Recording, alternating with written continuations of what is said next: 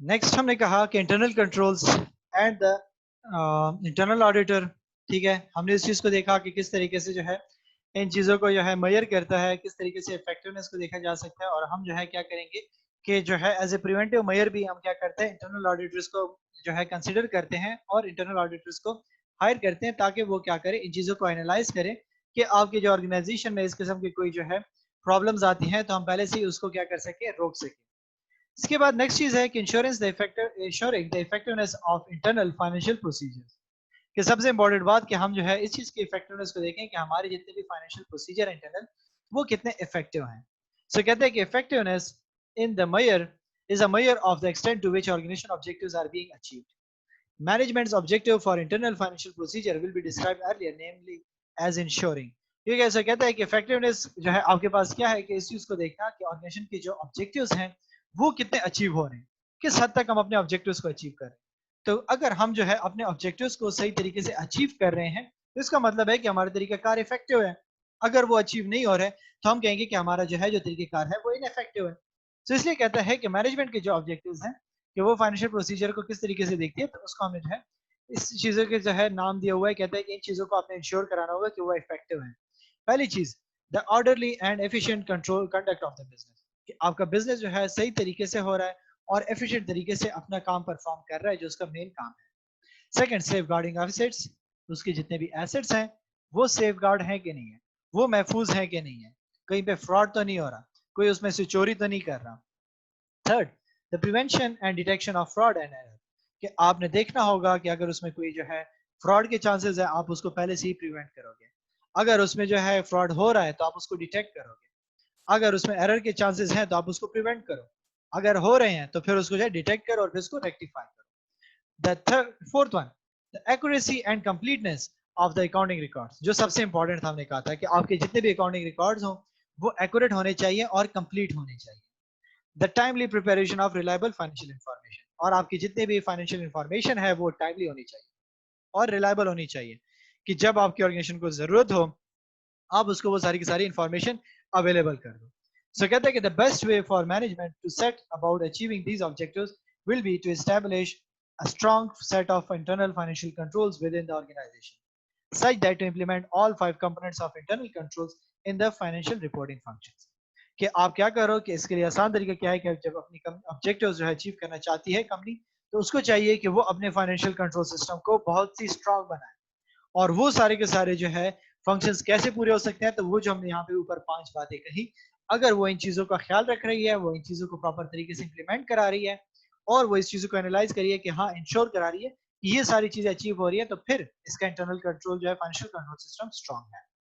कहते हैं कि internal auditors can be used to recommend improvements in external financial control as an incidental by product of their work. External auditors may also recommend improvement in their control. कि internal auditor का काम क्या होगा कि वो फिर क्या करेंगे, उसको रिकमेंडेशंस देंगे कि उसमें इंप्रूवमेंट्स लेकर आए कि उसका जितना भी फाइनेंशियल कंट्रोल है वो मजीद बेहतर हो जाए, किस तरीके से वो मजीद फाइनेंशियल इंफॉर्मेशन को जो है कंप्लीट कर सकते हैं, एक्यूरेट कर सकते हैं, किस तरीके से उसको मोर रिलायबल बना सकते हैं, किस तरीके से जो है वो फ्रॉड्स को डिटेक्ट कर सकते हैं, तो वो उसमें हेल्प आउट कर सकते हैं। और इसी के साथ साथ जो है सिर्फ इंटरनल वाले नहीं बल्कि एक्सटर्नल ऑडिटर्स जो होते हैं वो भी उसमें रोल प्ले कर सकते हैं। जब वो एक्सटर्नल ऑडिट करने आते हैं वो इन चीजों को देखते हैं, तो वो जो है उसमें अगर उनको लूप होल्स नजर आते हैं तो वो उनको गाइड कर सकते हैं कि आप इसको इस तरीके से इंप्रूव कर सकते हो। इसके बाद कहता है कि internal control and business objectives, last चीज है हमारी कि आपके जो इंटरनल कंट्रोल जो है और बिजनेस के ऑब्जेक्टिव्स किस तरीके से मीट होंगे, कि बिजनेस के क्या ऑब्जेक्टिव्स हैं, इंटरनल कंट्रोल्स क्या चाहते हैं। सो कहता है कि by implementing a high quality corporate governance regime, a strong internal control system, management can be confident that financial objectives will be met as far as practicable. ठीक हो गया, प्रैक्टिसेबल, कि जितनी भी कंपनी के जो है ऑब्जेक्टिव्स हैं वो तभी अचीव हो सकते हैं जब कंपनी क्या करेगी, हाई क्वालिटी कॉर्पोरेट गवर्नेंस को जो है इंप्लीमेंट करेगी और उसके जो है इंटरनल कंट्रोल स्ट्रांग होंगे। क्योंकि जैसे मैंने आपको कहा कि जब आपने जो है डिस्ट्रीब्यूट कर दिया, आपने सेग्रीगेशन ऑफ ड्यूटीज कर ली और हर बंदे को इसका रोल बता दिया और हर बंदा एक दूसरे के ऊपर चेक एंड बैलेंस रख रहा है, तो फिर क्या होगा कि आपका सारा का सारा काम जो है वो ट्रांसपेरेंट और एफिशिएंट चल रहा होगा। जब सारा का सारा काम आपका एफिशिएंट चल रहा होगा तो फिर मैनेजमेंट के जितने भी ऑब्जेक्टिव्स हैं फाइनेंशियल, वो भी जो है सही तरीके से अचीव हो सकेंगे और जितने भी उसकी प्रैक्टिसेस हैं वो बिल्कुल सही होंगी और मैनेजमेंट इसके बारे में कॉन्फिडेंट होगी कि मैं जो ऑब्जेक्टिव सेट कर रही हूँ वो बिल्कुल ठीक है और मैं उसको अचीव कर सकती हूँ। मेरे अंदर इतनी कैपेसिटी है कि मैं इसको अचीव कर सकती हूँ, क्योंकि मेरा जो कॉर्पोरेट गवर्नेंस सिस्टम है और मेरे जो इंटरनल कंट्रोल्स हैं वो काफी स्ट्रांग है। यहाँ पे इन्होंने जो है फिर आपको बताया हुआ है कि कॉर्पोरेट गवर्नेंस में जो है डिफरेंट बोर्ड जो आपके पास काम कर रहे हैं, एम्प्लॉइज काम कर रहे हैं, वो कैसे काम करते हैं, और इंटरनल जो कंट्रोल है वो बिजनेस में किस तरीके से काम कर रहा है। तो सारी ऑलमोस्ट जो है रिपीटिशन है। कहता है कि जो अगर हम देखें कॉर्पोरेट गवर्नेंस में, तो बोर्ड का काम क्या है, तो बोर्ड का काम जो है जो उसमें देखेगा कि वो उसमें देखेगा किस चीज को, पहली चीज देखेगा कि balance of executive and non executive directors. कि कॉर्पोरेट गवर्नेंस में हमने कहा था कि एग्जीक्यूटिव और नॉन एग्जीक्यूटिव डायरेक्टर्स का जो क्राइटेरिया बताया गया है वो मीट हो रहा है कि नहीं मीट हो रहा। सेकंड चीज, supplied with information to enable it to carry out its duties. और फिर उनको इंफॉर्मेशन दे कि उनके जितने जो ड्यूटीज हैं, जिसकी जो रिस्पॉन्सिबिलिटीज हैं, उसके बारे में उसको बताए कि वो अपने रिस्पॉन्सिबिलिटीज को परफॉर्म करें और किसने क्या काम करना है। थर्ड चीज, overall responsibility for internal control system. और उसके बाद उसकी जो है रिस्पॉन्सिबिलिटी क्या है कि वो इंटरनल कंट्रोल सिस्टम की जो है देखेगा कि उनकी जो है इंटरनल कंट्रोल सिस्टम कैसे बनाती है, किस तरीके से वो डिजाइन करती है और कैसे वो अपना काम परफॉर्म कर रही है। और एम्प्लॉइज के साथ उसकी क्या ड्यूटी है, क्योंकि एम्प्लॉइज का क्या काम होगा कि वो उसके लिए कॉर्पोरेट गवर्नेंस के अकॉर्डिंगली वो क्या करेगी, कहती है कि प्रॉपर ट्रेनिंग, कि आपने अपने एम्प्लॉइज को प्रॉपर ट्रेनिंग दी हुई है कि नहीं दी हुई। उनको जो है अगर आपने आईडी सिस्टम में जो है प्रोवाइड किया हुआ है, तो क्या आपने उनको प्रॉपर ट्रेनिंग दी है कि वो एरर्स ना करें, वो जो है उसको जो है सिस्टम को डिस्ट्रॉय ना कर दे, उसमें जो है फ्रॉड्स ना कर ले, कोई उसको जो है नुकसान ना पहुंचा दे, उस चीज का बताएं। Awareness of the needs for ethical behaviour, कि उनको ये भी बताया कि एथिकल बिहेवियर कितना इंपॉर्टेंट है, तो उसने ऑर्गेनाइजेशन के अंदर कैसे एथिकली काम करना है, इन चीजों को बताना भी उसके लिए इंपॉर्टेंट है। थर्ड कहता है कि जी इंटरनल ऑडिट का जो है काम क्या होगा, कि operational internal audit assignments will investigate standards of internal control.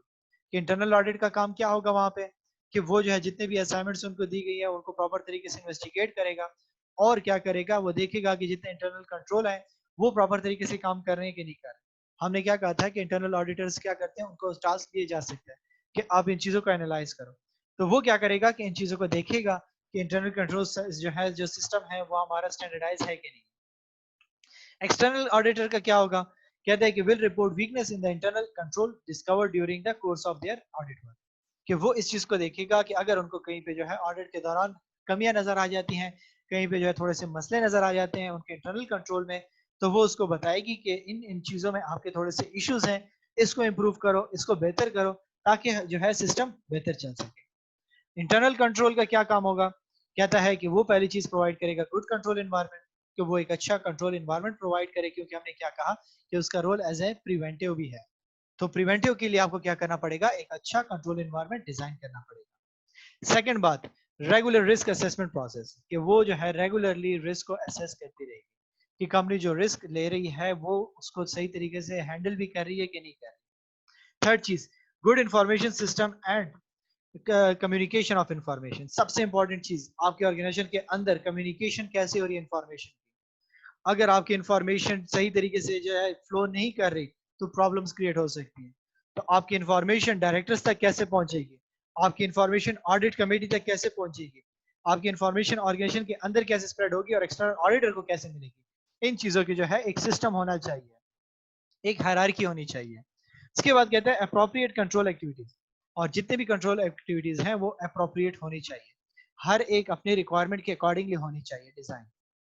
और जो लास्ट सबसे इंपॉर्टेंट काम है, मॉनिटरिंग मॉनिटरिंग ऑफ कंट्रोल्स, कि इनका जो है काम क्या होगा कि ये जो है जितने भी आपने कंट्रोल्स डिफाइन किए उसको मॉनिटर करें, क्योंकि विदाउट मॉनिटरिंग आपका कोई भी काम जो है प्रॉपर तरीके से नहीं चल सकता। क्योंकि आपने अगर उनको एक ट्रैक दिया हुआ है तो वो डिस्ट्रैक्ट हो सकते हैं उससे। तो आपको थ्रू आउट मॉनिटर करना होगा कि वो काम उस तरीके से परफॉर्म हो रहा है कि नहीं हो रहा जो आपने डिफाइन किया हुआ है। सो लास्ट में समरी हमारे चैप्टर की, जिसमें हमने क्या चीजें देखी। ठीक है, तो स्टार्ट किया हमने चैप्टर को कि ऑडिट क्या होता है।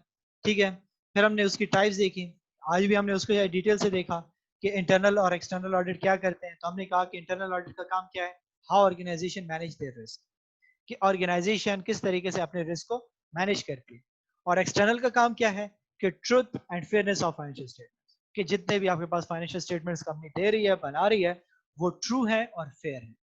फिर हमने कहा कि इंटरनल कंट्रोल पे जो है हमने फोकस किया कि इंटरनल ऑडिट का जो है जो मेन काम है वो इंटरनल कंट्रोल में है, और एक्सटर्नल का भी उसके साथ हमने रोल को एनालाइज किया। तो हमने डिफाइन किया कि इंटरनल कंट्रोल्स क्या है और इंटरनल चेक्स क्या होते हैं। उन दोनों के दरमियान हमने डिफरेंशिएशन किया। फिर हमने उसके बाद देखा कि पर्पस ऑफ इंटरनल कंट्रोल क्या है, जिसमें हमने पहली चीज देखी कि ऑर्डरली कंडक्ट ऑफ बिजनेस, कि आपका जो है बिजनेस सही तरीके से परफॉर्म हो रहा है कि नहीं हो रहा। सेकंड हमने कहा कि सेफ गार्डिंग ऑफ एसेट्स, कि जितने भी एसेट्स हैं कंपनी के वो सेफ हैं कि नहीं है।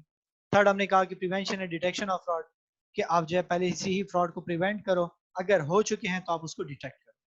फिर हमने चौथी चीज कहा कि accuracy of accounting records and records, कि आपकी जितने अकाउंटिंग रिकॉर्ड्स हैं वो एक्यूरेट होनी चाहिए। And the timely preparation of reliable financial information, कि आपकी जितनी भी फाइनेंशियल इंफॉर्मेशन है वो टाइमली मिलनी चाहिए, टाइम टू टाइम जो है वो अपडेटेड होनी चाहिए। उसके बाद हमने कहा कि कंपोनेंट्स क्या है इंटरनल कंट्रोल के, उस चीज़ों को हमने एनालाइज किया, जिसमें हमने कंट्रोल इन्वायरमेंट का जिक्र किया। हमने कहा कि आपका इन्वायरमेंट जो है कंट्रोल होना चाहिए, ठीक है। हमने दूसरी चीज़ देखी कि एंटिटीज रिस्क असेसमेंट प्रोसेस कैसा होगा, कि आपने जो है रिस्क को कैसे देखेगी। फिर हमने कहा था कि information system relevant to financial reporting, कि आपके जो है फाइनेंशियल रिपोर्टिंग से रिलेटेड आपकी जो है किस तरीके से इंफॉर्मेशन सिस्टम काम करेगी, ठीक है। कंट्रोल एक्टिविटीज कौन कौन सी होंगी, और उसके बाद हमने कहा था कि मॉनिटरिंग ऑफ कंट्रोल्स हम कैसे करेंगे। लास्ट में हमने देखा कि जी रिस्पॉन्सिबिलिटीज इनकी क्या है, ठीक है। तो इंटरनल कंट्रोल की तो हमने कहा था कि it is the responsibility of managers to establish a system of internal control, कि वो जो है क्या करेगी, मैनेजर्स एक ऐसा इंटरनल कंट्रोल सिस्टम डिफाइन करेगी जो ऑर्गेनाइजेशन को क्या करेगी, फ्रॉड से, एरर से, जो है इनअप्रोप्रिएट इंफॉर्मेशन से, इनअप्रोप्रिएट एक्टिविटीज से, अनएथिकल बिहेवियर, इस चीज को इसको अवॉइड करेगी और उसको एक प्रॉपर डायरेक्शन पे रखेगी। तो ये हमारा जो है चैप्टर था जो आज जो है कंप्लीट हो गया है। इससे रिलेटेड अगर आपका कोई भी क्वेश्चन है तो आप मुझसे पूछ सकते हैं।